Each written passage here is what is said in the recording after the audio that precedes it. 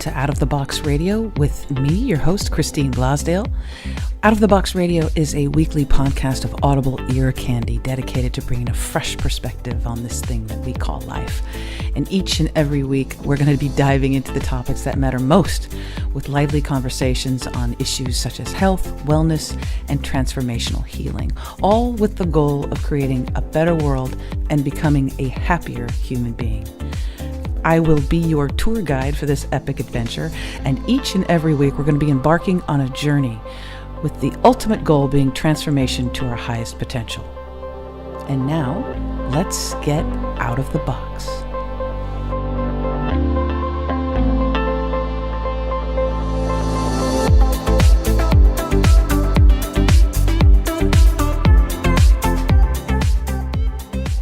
Hello, everyone, and welcome back to Out of the Box with Christine. I am very happy that you tuned in today because we have a very special program on a topic that I am very interested in because it has happened to myself and it has also happened to my special guest. My guest today is Charles Swedrock, and Charles is the group's coordinator for IANS, which stands for International Association for Near-Death Studies.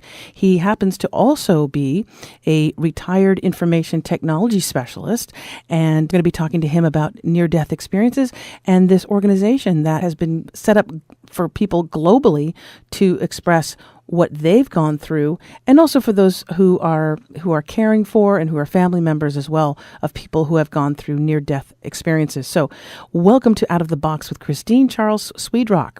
Hi, Christine. Thank you for this opportunity. Yes, I'm really happy because I actually got a little bit of experience with a group call. We had a meeting not too long ago, and it was lovely to actually meet some other people who had experienced this. Let's talk first about the International Association for Near-Death Studies. Can you give our listeners a bit of a background on how long this has been going on, when it was formed, and exactly who are members or who are people that participate in this? Okay, sure. Many people are familiar with the name Raymond Moody, and the book Life After Life kind of is given credit for coining the term near-death experience. It was kind of in vogue back then, but Raymond got accolades for it when he published his book, I think in 1975. Shortly thereafter, his book was a little over 100 anecdotes of people he had investigated. Some other professionals, psychiatrists, cardiologists, a couple more. They wanted to do more in-depth studies, but the academic community back then would not publish their work. So this organization, or its predecessor, was formed, and has published a peer-reviewed academic journal for almost 40 years now, quarterly. So that was really the way to get more in-depth investigation when the formal traditional community couldn't kind of deal with the topic. Also shortly thereafter, say probably in the early 1980s, when we did formally incorporate as IANS, we started having support groups, and those were safe places for people to get together and share their experiences when they're kind of not able to talk about it in their family settings, or they can't tell their physician or their pastors because of the reactions that, were just based on disbelief and non-support, really. So that launched us. And now we're up to about 50 groups around the country. And what you experienced here, I think last week, was we're actually getting ready to do online groups where people can meet from all over the world and share their experiences with one another. And you had said something very special, which I thought was interesting, that quite a few people who experience have near-death experiences find that they're not able to talk about it with others, or they don't have much support. And it always strikes me as like so strange and funny at the same time that, I mean, what is it? There's a saying, there's only two things that there's certain in life, death and taxes. I mean, we everyone does experience death. It's been something that humans have experienced for, well, I guess ever since we've been created, and yet it is something that is so difficult for people to talk about, or at least to find even people who are willing to listen with an open mind. What do you attribute that to? Do you attribute that to religion or just people's skepticism? Well, yeah, the dismissal came from both extremes. I mean, so the experiencers really caught in the middle. I mean, the science, traditional medical environment model, was really all physical based, and they couldn't deal with it. And then your religious model, I'm sure, had issues because it seemed outside of the bounds of their teachings. I mean, often it's called dogma, but I mean, really, I think it's also about psychology and fear of death is huge, but just as large in many ways is the fear of change. I've got a worldview that's been built up over a lifetime of experiences. I've got a busy life. I've got a family. I've got all these considerations going on. And then this sort of out of this world kind of event drops in. And if you're an experiencer, it's a huge problem to assimilate that and to say, well, what do I do in my life now going forward? And we'll talk in a minute about really what are the indicators of an experience that separate it from hallucinations, mental illness, or aberrations of any kind. I mean, after studying it for 40 years, we can be pretty clear distinguishing between an experience and other issues that happen to people psychologically. And you nailed it on the head. That is one thing. It doesn't matter what the subject matter is. People are, when they have a belief system that's challenged, boy, is really it. It's like you're asking them for to cut off their arm in order just to think outside of the box a little bit, and just to kind of open up and be open to hearing someone's experience. And since we're talking about that too, I understand too. This was this was several years ago. As of the early 80s, a Gallup organization and near-death research studies estimated that back then in the 80s, some 13 million adults had near-death experiences in the U.S. alone, and those were the ones that I guess that would be reported, and that's only adults. Those are the ones that are reported. That's not counting children who've experienced near-death experiences. Is this something that obviously that cuts across age? It cuts across age, religion, ethnicity. The amounts of people who are at least now coming forward saying that they have had a near-death experience, has those numbers grown over the last few years? Yeah, it comes down to definitions, and that's really where we're struggling. As we kind of have to invent a new language to deal with it. One of the things that is you don't have to be near death to have experiences which fall in, I'll call it this genre. They happen in traumatic situations. They happen in unusual situations. There's cases of people who were falling to what they thought was going to be their death, and they'll have a full-blown, quote, near-death experience, but they don't. They're not physically compromised in any way because somehow they're rescued, or they don't, maybe injured, but they don't die physically and then get resuscitated. They just had the experience. Mm-hmm. So what it's initiated by, is all sorts of things. We've had people that have had them happen in the shower because they were just thinking about some very traumatic event or whatever, and and some people have gotten them through meditation. And then there's a whole world of things called Kundalini experiences, which is just opening another box. So, it's really a struggle to comprehend with a wider perspective this thing which is called near-death experience, and people kind of relate to it. Oh, their heart stopped, they stopped breathing, and then they had this, consciousness memory when they're revived. But it's much more than that. And Yes. I, for one, want to see us drop that boundary around near-death experience and say these are extraordinary, extraordinary metaphysical, extraordinary, experiences of consciousness. And that's really what our research shows, that you can have consciousness without having a fully functional physical apparatus. They don't have to be in the brain, but they can be, it's almost like the conclusion now is that consciousness is something that the brain receives, like a radio or TV transmitter that sends and receives signals and communication.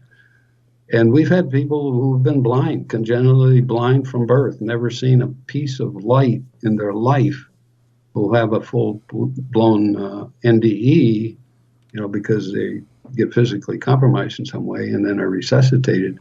And they describe the same thing as those who have, seen light all their life.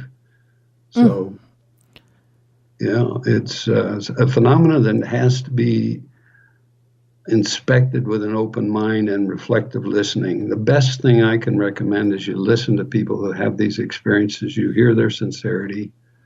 We have the psychological attributes that distinguish them from hallucinations. They're very clear that these are not aberrations. I mean, there's overlap. You will find things in the mental health arena that are hallucinations that overlap with these experiences. But the discriminating factors are much larger and distinct. I was going to say, what are some of those differences between, something that would be hallucinatory or your imagination versus some of these experiences that are in your experience, in your knowledge? Okay, I'm in a very fortunate position. I've heard so many experiences. I've had extended time with experiencers because we brought them here to Arizona. They'd stay with me, and I have not just an hour and a half talk to listen to them. I get to spend hours with them in dialogue. And the biggest criteria that I think that easiest to separate the two, hallucination versus an experience, experiences don't fade. The memory of it don't fade over years. Decades later, the experiencer will describe it in exactly the same detail. Right. Hallucinations fade. They're told differently when you have the second and third iteration. You don't even know sometimes. And sometimes they fade to the point they're not even remembered. So that's one real distinguishing factor. The other is after effects. There are physiological and psychological and metaphysical changes in a person who has profound experiences. And there is a scale that's rated these for 40 years. We've been measuring them, and we can kind of gauge the depth of them. And some of those after effects are some of the stronger experiences. People can no longer wear a battery-powered watch. It gets drained. If they're emotionally charged around electronic equipment, they can affect the equipment. They can knock down a computer, for example.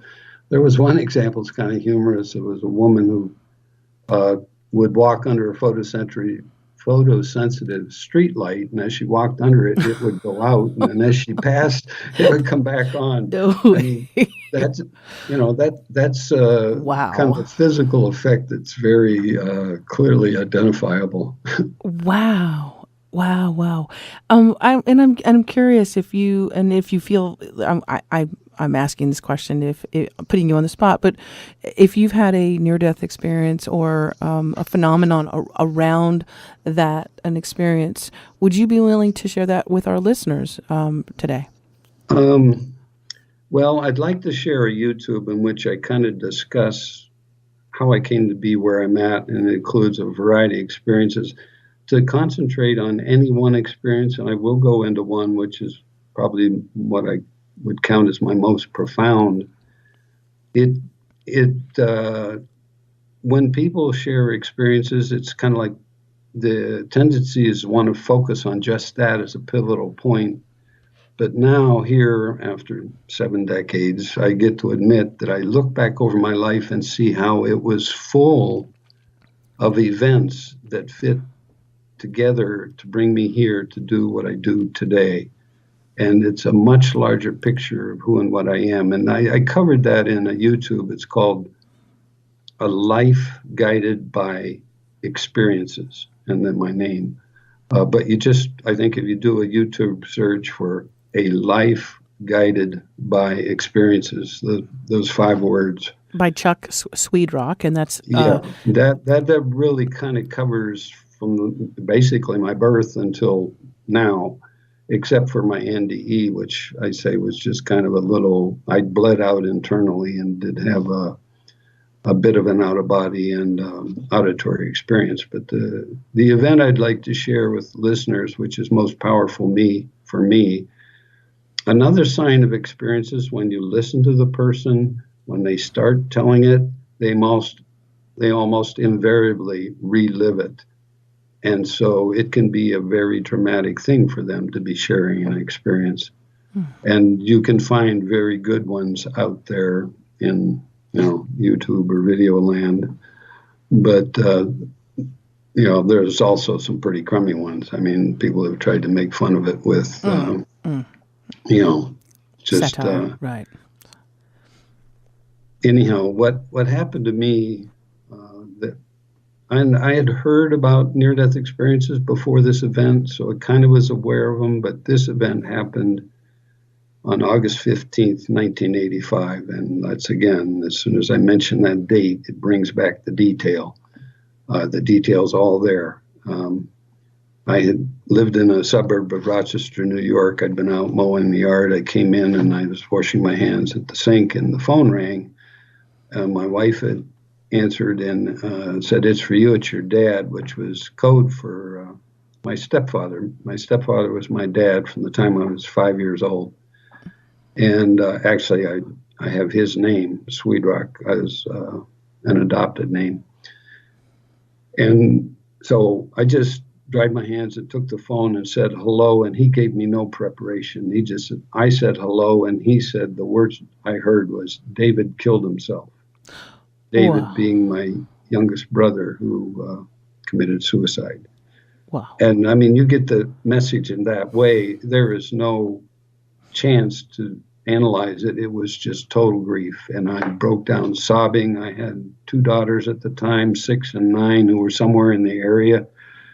And if I'd kind of had preparation, maybe I would have, tried to control that grief response. But in retrospect, I can say it was the right thing that they should see their father have an honest reaction like that. Yes, right.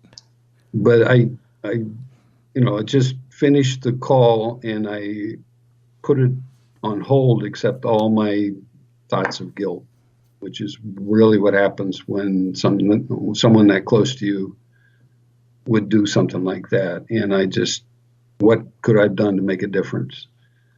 And I threw some clothes in a suitcase and jumped in the car and drove the 4 hours back to the family homestead, which is in Pennsylvania, and spent the week.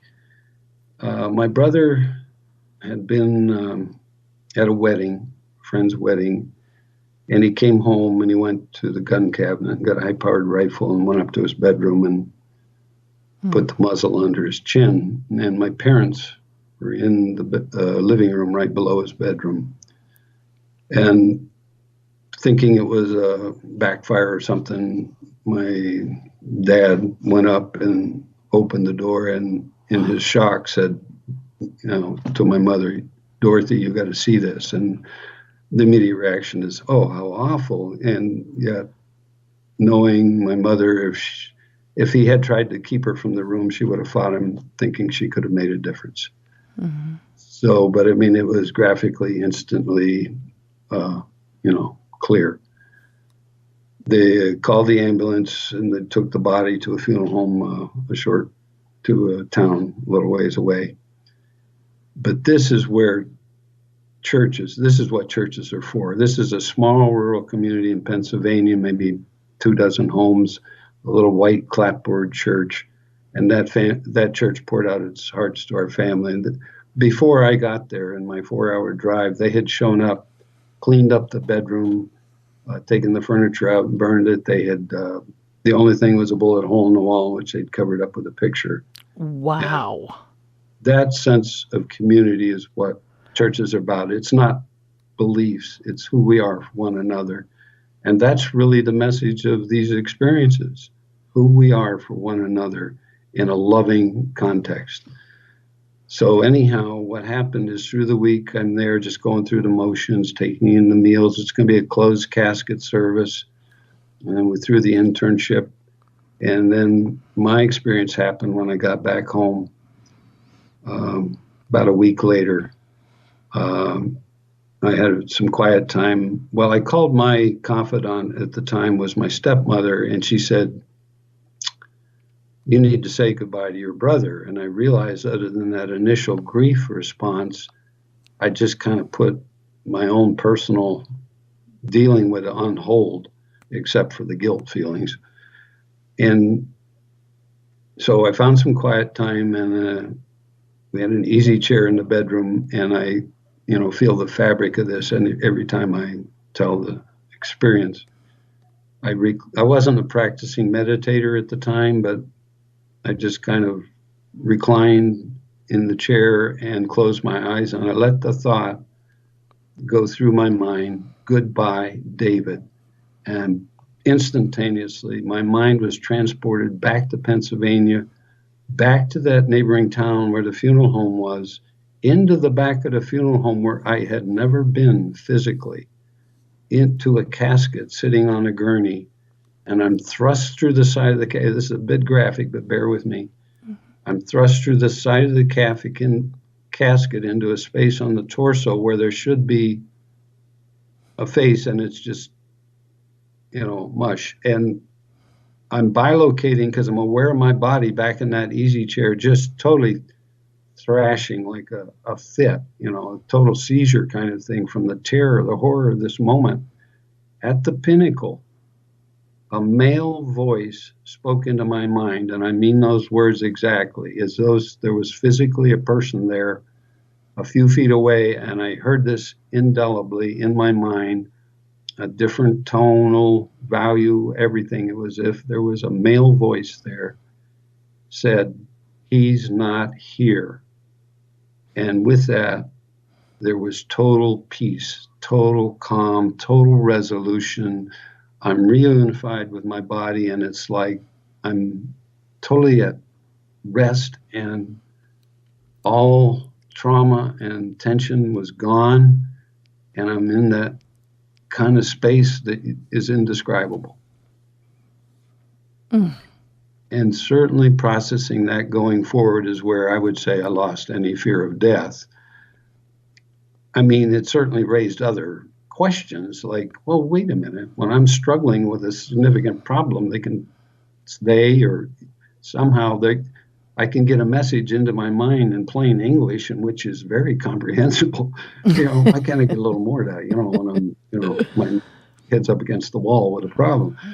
But that certainly changed my life from that point forward, and in a very significant way.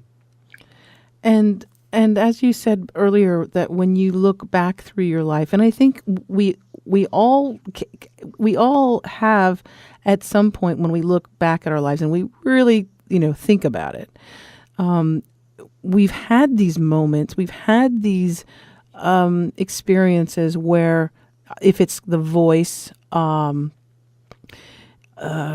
divine, whatever you want to call it, divine intervention. I remember one time I was in college, and I had stopped at a 4-way stop sign intersection, and I did the thing as they say, you look left, you look right, you look left again. If there's nothing there, then you can proceed, right? That's the thing. So I did that. I had stopped. I looked to my left, there's nothing there. I looked to my right, there's nothing there. I looked to my left again, nothing there. And as I started to push the gas pedal, it was exactly what you had said. Although it almost sounded, it felt like as if someone was saying it right into my ear. like someone from the back seat who had leaned forward and just said it very, very calmly, but sternly. And it was just, stop. And it was a male voice. And it was in one side of my ear, so it wasn't necessarily in my head, but it was as if somebody had just leaned forward and it, in the right on my right ear just said stop. Didn't scream stop, didn't whisper stop, just said stop. Well, I stopped, of course, because somebody told me to, and lo and behold, this car comes flying out of nowhere. Like it was flying. It was going so fast, and it went right through the intersection. And I know that if I had not stopped, I would have seriously been T-boned. Probably, Lord knows what could have happened. It was not going to be pretty. Okay, Chuck? It was going to be bad. And then the questions. And then, wait, so I'm relieved. Okay, I'm shook up, but I'm relieved. I'm like, oh my God, I died. Okay. But then I got freaked out because I said, what the hell? I looked in the back of my car. I got out of my car. I didn't want to get back in my car because I thought someone was in my car that I didn't know. There was nobody in my car. I mean, there was no physical person in my car. But that was just one incident. And I know that there millions and millions of people have had similar incidents, if not being in a car, something else, just one of those things where it was just almost like the lights were almost out for you, Yeah. You went a little closer to the edge of where maybe, you needed to be. But I know that there's so many people that have experienced those things. Well, that's what I talk about in my YouTube is why should I have been given that intervention, let's call it? Why were you given your intervention and others aren't? Others don't get that. Right. And that's why I went into that in more, as I've had a long time to think about those questions. I've kind of been able to gather the information through various aspects that I try to share in that YouTube. And it takes a while to adjust to some things are meant to be, some things aren't. And there are interventions for some situations where somebody else would have just pulled out and been creamed in that intersection. Yes. And something that you had mentioned too, and I have in my conversations with people who have had who not just close calls, but who either were the precipice, like right there at possible death or imminent death. The experiences, they've all been varied, they've all been different, but there's kind of a little bit of a running theme.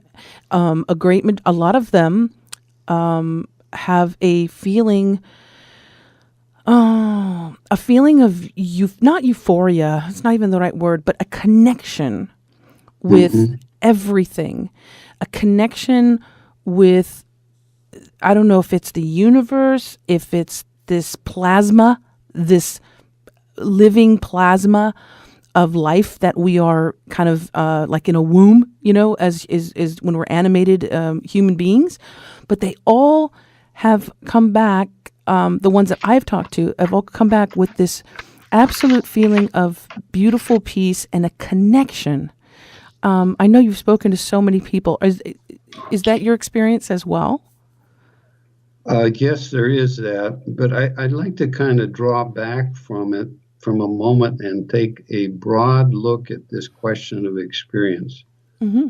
This is where it's really come to me that when you draw a circle around something called an NDE, then there's people come up and say, well, are you an experiencer? And I want to say we are all experiencers at different levels or different aspects of it.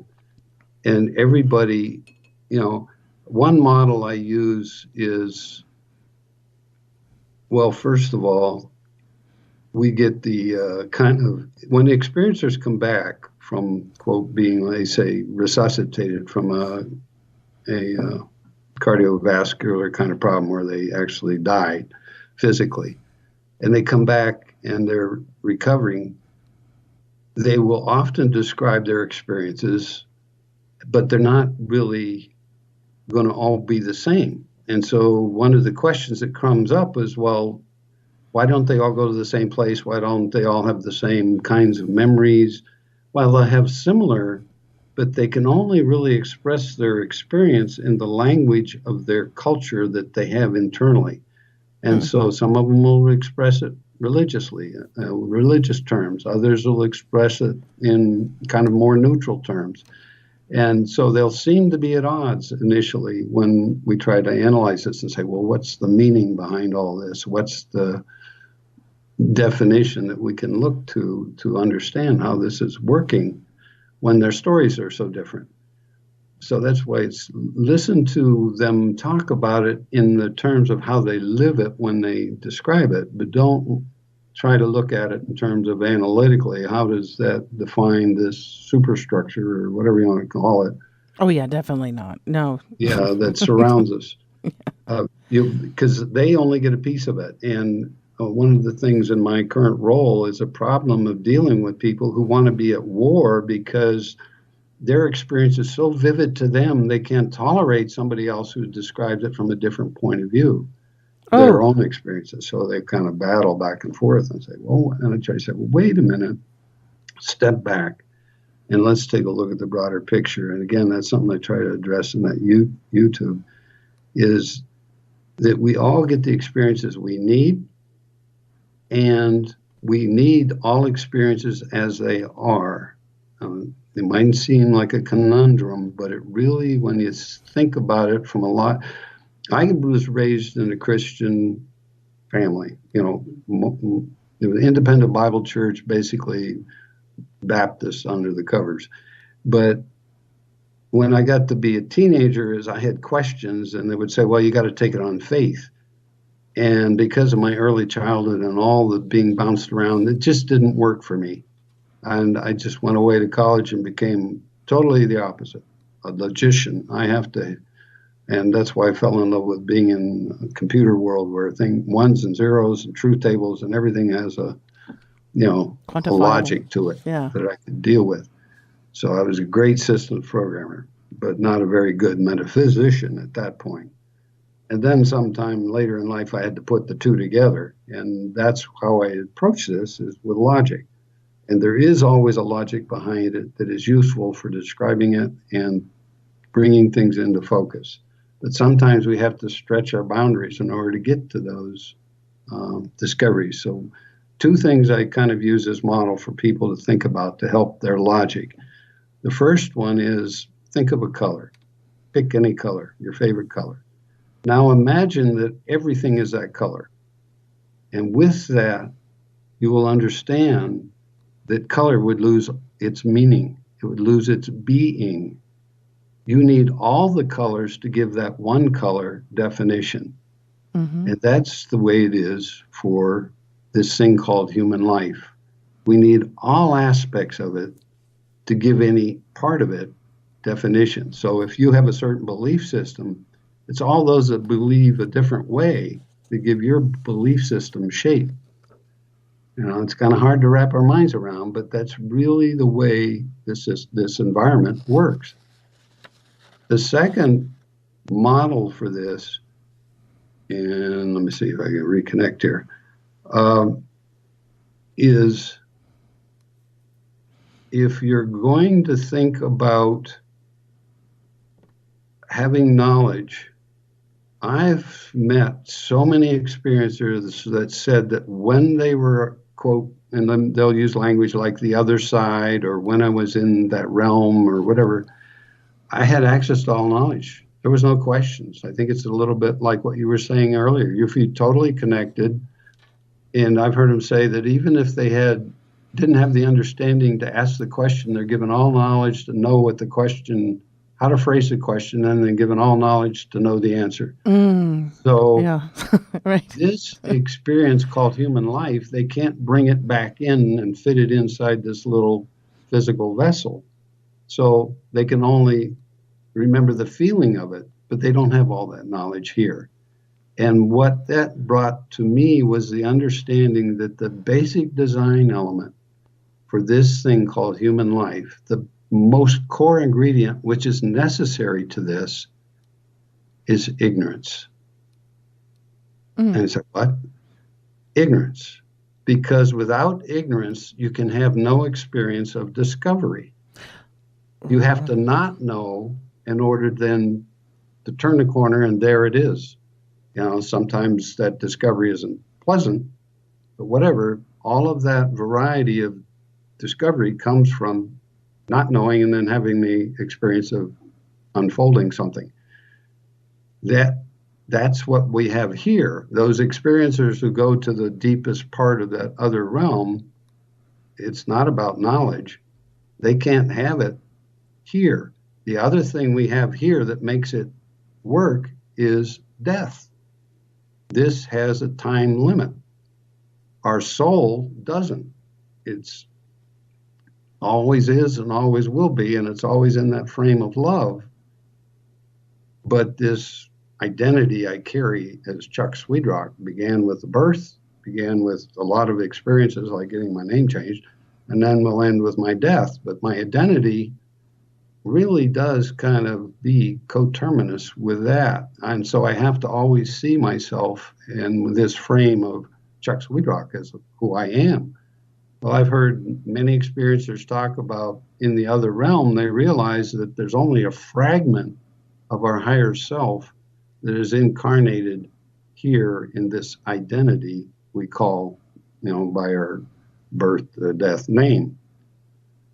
So that, which goes around our personality and all the other aspects of who we are in this fragment of our total being. And I think that also relates to what you were describing earlier about this sense of being part of the all when you're in that sense of the experience. Oh yeah, definitely. And I love how you explained that. I won't even try and summarize it again because it was really beautiful.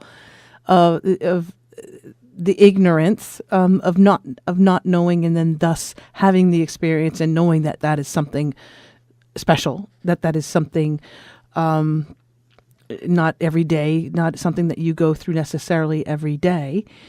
But I know that a lot of people who have these experiences, obviously, it changes their perception. I would say it would change their perception of what life is, and after an experience like that, it would change maybe the way they, I don't know, the way that they perceive life, or the way that they act in life, or look at situations, look at the world.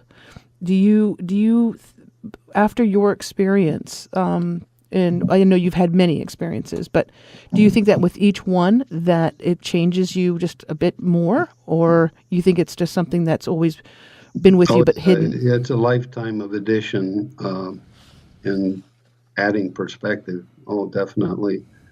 And I'm hopefully going to keep learning every day. I mean, I take this concept of unfolding through ignorance and peeling back the layers of an onion, basically, as a model for that, as being, many experiencers that I've dealt with, a lot of them in the higher depth experiences will talk about seeing future things.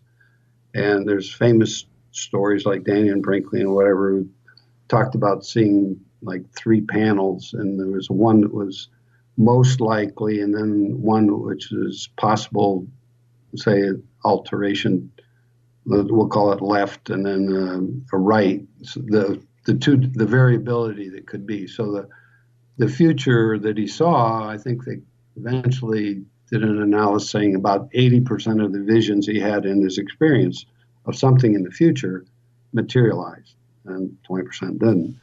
So that's really saying, too, that if you always knew what was around the corner, this would be kind of a dull or much duller experience living life.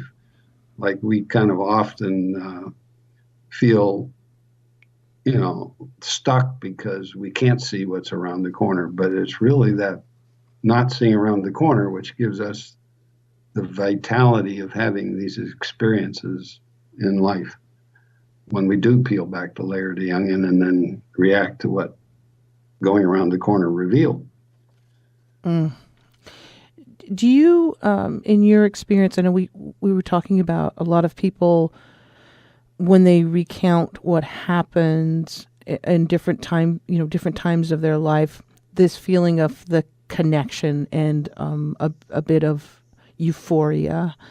But then I'm sure that there are those that when they experience something like this, it's like a little bit too much for them to handle and it frightens them. Oh, I'm glad you're talking about this. Yeah. Yes. Yeah, one of the things that is first of all, I'll absolutely emphasize that IANDS as an organization has a no party line on the interpretation of experiences. We are there to support an understanding of these experiences. We've done the research and published that, and we do education for whoever will, allow us in terms of, medical, personnel or religious or whatever. If you allow us to talk about it. I mean, one of the things that's so sad is that a person should have to leave their church because they can't talk about an experience. Oh, that's crazy. And it's just not necessary. Once we can give the pastors and the clergy and those whoever are in the arena of having to understand it, the family, so that they can understand this person and what they're going through. But the other aspect of what you brought up is just because you had the experiences doesn't make you all-knowing, and you don't have it all resolved. Our research shows it takes the average experiencer 7 years, and that's the average profound experiencer on this scale, 7 years to do what we call integrated. Now, that doesn't mean that it's a lifetime process to really integrate it, but integration means you're kind of balanced with 1 foot here and 1 foot there. And many people come back from the experiences, they don't want to be here. They are angry about being revived. They don't want to be back from that blissful state in which the tension of their lives was relieved. But there's a lot of good reasons for them to be back. But it takes a while to get the balance of saying, okay, I've got to adjust to being here. And sometimes there was a story of a policeman or a fireman, I'm not sure, in one major city. He had his profound experience, and he was coming home from work, and he sees a homeless person or something on the street, and gives away his paycheck for to this person in need because he's so opened up to a loving nature. Then he gets home and he has to deal with, a wife is not very happy that he doesn't have the check to pay the bills now. And, so it's learning how do you juggle this reaction to this very profound event. Some people can't handle it. They bury it. And that integration process, 7 years, doesn't start until they are able to share it and validate it. We've had a person who waited 30 years before they found that they weren't, they were told to suppress it by a pastor. You told them if you didn't see Jesus, then it was from the devil. Don't ever talk about it. Oh. And they were a child, 10 or 11 years old. So for 30 years, they tried to suppress it, but they couldn't. They became alcoholic, and they, had a maybe dysfunctional lifestyle as they're trying to wrestle with this undeniable memory. And when they finally found an IANDS group and could find the safety to start talking about it, then their integration path could start. So, yeah, it needs an understanding that we can hopefully help people with. And that's where I'm really enthused to begin to talk about doing these groups online. And we've had tremendous success of people getting together online and sharing, and we know it's going to be a very beneficial thing for those people even those who are just interested in it and want to be connected more to understanding and knowing about it. We can do these online groups, but they can't be chat rooms.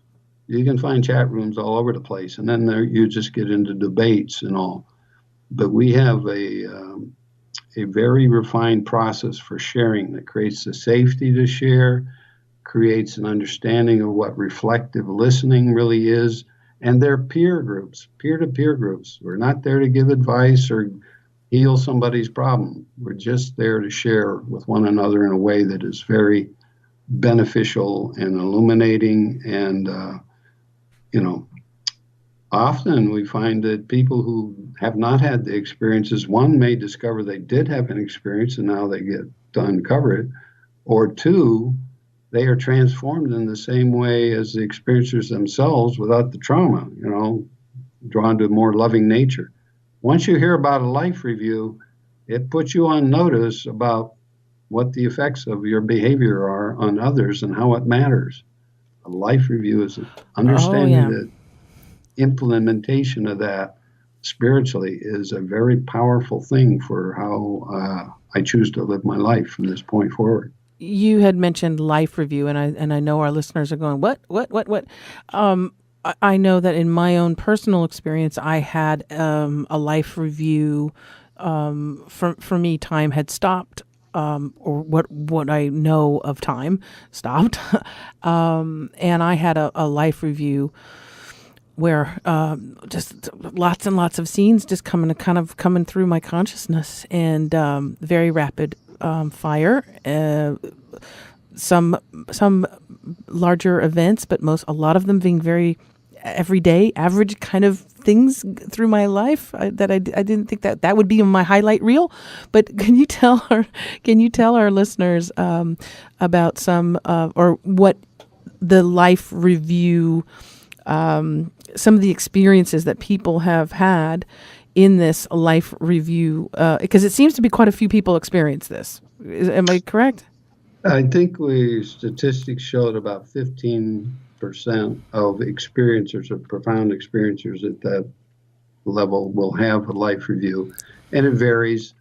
And it's also controlled at a higher level in that there was one woman who drowned when she was 3 years old. She's had a family picnic. Her doll fell in this little creek with rushing water, and she goes to reach for it, and her body was pulled under the bank, and then somebody, I guess, saw it and pulled her out. And interesting, this happens a number of times. A stranger plows through the crowd and resuscitates her, and then afterwards, nobody can find. They're gone. Yeah, yeah. Oh, yeah. That's happened. Yeah, Yeah, yeah. the intervener. The But she intervener described just growing up with just these flashes of blonde hair floating just below the surface of the water, but no other memory of the experience. And then in later in life, she has a medical procedure. I think it was an ear infection or something, and they used a drug which she had an allergic reaction to, and she had an adult experience. And in that experience, she was shown the childhood experience in full detail. And she re experienced it as an adult, being the child, being out of her body and feeling just powerfully, happy with being away from that body thing. Yeah, I saw her blonde hair floating below the surface of the water. And she has this intervening guides or whatever others there that tell her she has to go back after the man resuscitates her body. And she's, no, I'm not going back there. No way. And then she's shown her older brother, who's over by a tree, all curled up in grief because he right. was supposed to be watching her. And she Oh, sees the realization that if she doesn't go back to her body, he's going to get in big trouble. And so she agrees to go back, but she's not allowed to remember the experience at that point in time because the logic was it would have affected the relationship between the two of them, her and her brother, growing up. right, She'd have been saying to her brother, "Oh, I came back for you," or whatever. right, So right. as an adult, her brother was already, I think, deceased at that point. So it was opened up to her in her adult experience to remember the earlier experience. Well, that's not totally a life review, but that was just remembering the experience. So why do some people remember them and others don't? Because there's larger factors in play. But the life review, as you were really just starting to describe it, and you can describe it probably very accurately, it is variable in experiences of those that have it. But typically, there's three perspectives that are possible. One is you re-experience it yourself, going exactly through the moment and everything you felt and who you were at the moment in time. You can then also experience it from the perspective of all other individuals involved in the uh, situation or the environment. You become them and you actually relive you from their perspective and Mm-hmm. everything you say or do and how that affected them, like in a positive or negative way, you will know exactly what that felt like from their angle. And then the third perspective, and I think I can describe this from the point of view of one of the experiences that was studied early on by Ians. He had a boyhood event where he's remembering this in his life review, where he was a young man. He's supposed to be, I don't know, 10, 12 years old. He had the chore of mowing the yard. And it's Saturday morning. He wanted to be off playing with his friends. And his father yells at him, go mow go do your chore. And so he rushes through the chore, which included some weeds in the backyard where there were wildflowers his aunt asked him not to mow down. Well, he gets to them and he's just in a hurry. Oh, she won't care. And he mows them down. Well, now in his life review, he recalls how he felt as a boy doing it. He recalled what it was like to be his aunt, who later discovered the flowers mowed down, and then her quandary about, well, he wouldn't have done it on purpose. He couldn't have forgot that I wanted to use those He in felt that. a project with the neighborhood kids or Right. whatever. And should she confront him and all of that stuff, which he now saw her anguish, and then eventually deciding not to say anything to him. And then the third perspective was he had all the details of the event. He said he could have counted the bugs in the yard. He could have been up in the tree and seen everything of the detail down below him. Yes. Yes. With my experience, without getting into the exact experience, seeing those little scenes, those really quick, it was like a carousel, like almost when you go to a theme park or you go to a carnival, exactly, and they have the horses, kind of going up and down, and that going around, but at a much kind of, I guess, faster pace, with all of those things, and then it had stopped at the point where I had decided, because I was asked if I wanted to if you wanted to end my life this way, this was how my way out. I was going to go this way, and I said, well, yeah, I'm kind of cool with it because it's a great feeling, it's a beautiful feeling. I was like, well, this sounds great, and the location where I was at was beautiful. But then after the quick review of my life in these little snippet moments, then I got to see my mother, hearing about how I felt I was in her body. I was able to see her watching television, watching a news program, and that's how she found out that I died.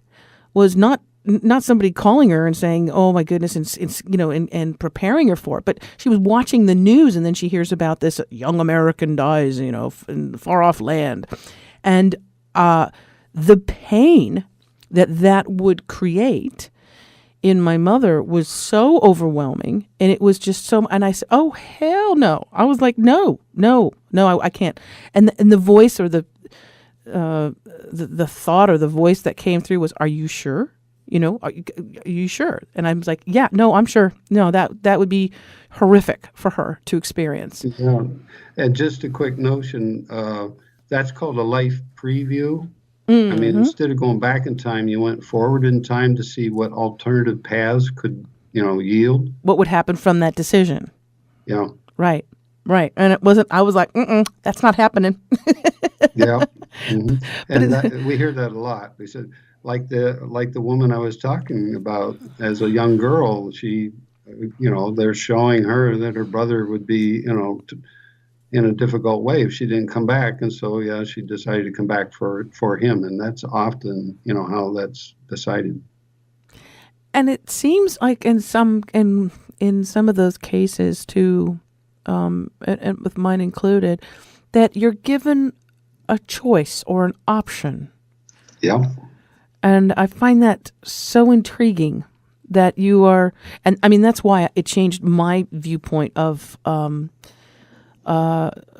my perception of what death is, and my concept of what it is. I still don't know exactly everything that happens, but I know that I don't fear it after having that experience.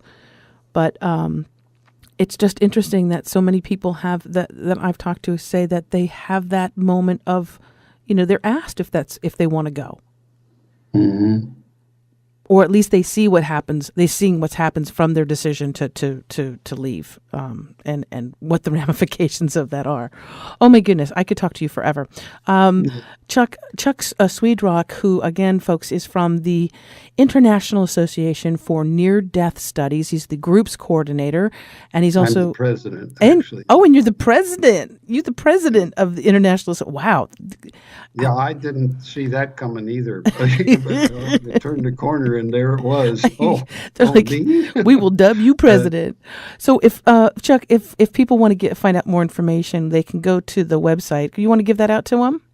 Oh yes, IANDS or IANDS, International Association for Near-Death Studies. The initials IANDS.org. IANDS.org. And I tell you what, I'll make sure that I put that link in within this podcast and on YouTube. And I'll also put the link to your YouTube video. I think that would be really good because you had mentioned that before.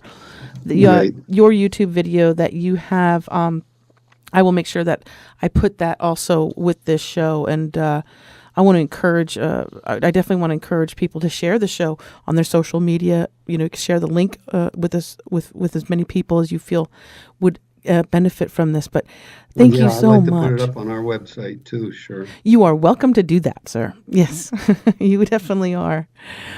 Chuck, I want to thank you again so much for your time and for all the amazing work you do. It's very heart-centered work that you do, and I've seen you in action. So I want to thank you so very much. And if people also want to, if they've had an experience like this and they want to be in one of the groups where they get to share that experience, they can find out that information as well at IANDS.org, correct? Yeah, we haven't quite announced it publicly yet, but if they get in touch with us, we could make one or two available because we are doing pilot meetings right now, like you attended. And they can. And thank you for this opportunity. It's a humble thing for me to be able to be in this position and to be of service in this way. Well, that's why you are the perfect person to be the president of this organization, because you are humble and brilliant, and your heart is just definitely felt all these miles away. So thank you so much again, CHUCK SWEDROCK. I really appreciate you and the work that your organization does. Folks, again, if you want to find out more information on the International Association for Near-Death Studies, remember, it's not just about near-death experiences, but it's about all those wonderful experiences that we have as human beings, and the veil, that thin veil getting thinner and thinner. It's IANDS.org. You can find out more information. And as always, I want to encourage you to share the show with as many folks as you feel would benefit from it. And you can do that so easily. Until next time, I want to thank you so much for listening. And as always, remember to stay outside of that box. Bye for now.